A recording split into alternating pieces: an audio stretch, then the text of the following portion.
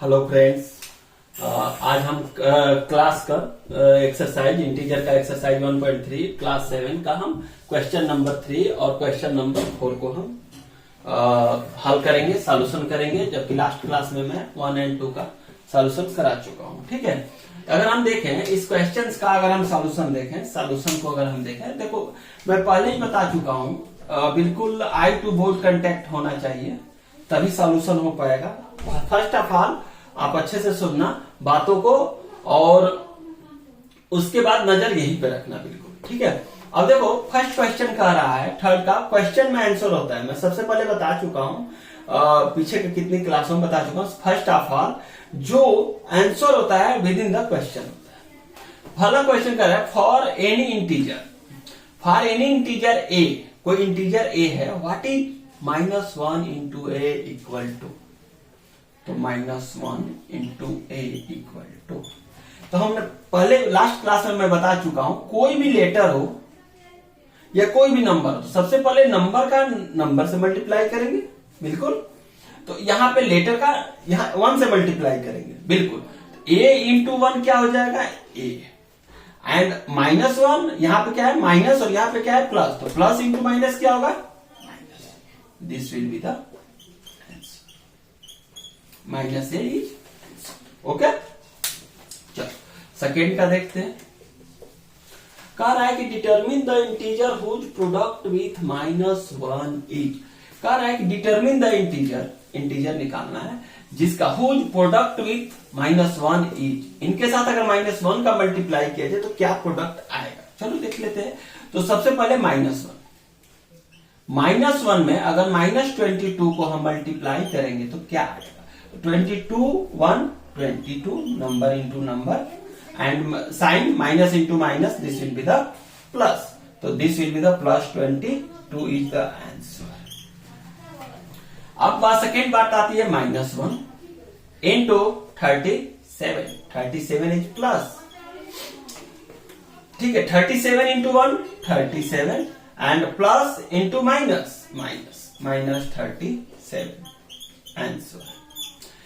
-1 फिर -1 इंटू 0।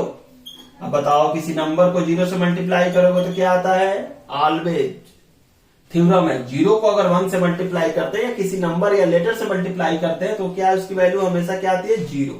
तो 0 into 1 0 and plus into 1, इसका कोई मतलब ही नहीं जब 0 हो गया तो इंटू आंसर।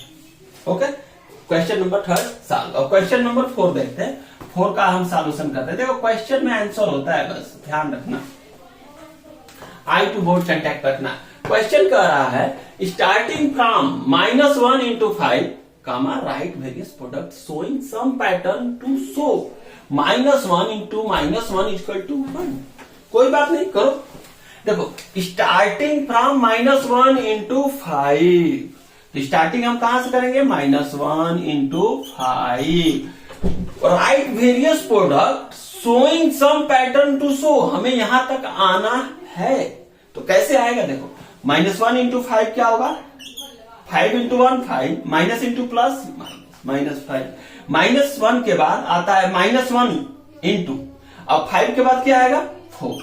अब इसको हमने क्यों नहीं किया, -1 यहां पे भी है, हमें -1 तक आना है, तो हम नीचे जाएंगे, प्लस है 5 से नीचे जाएंगे तभी तो -1 आएगा, 5 के ऊपर जाएंगे 6 7 8 आएगा।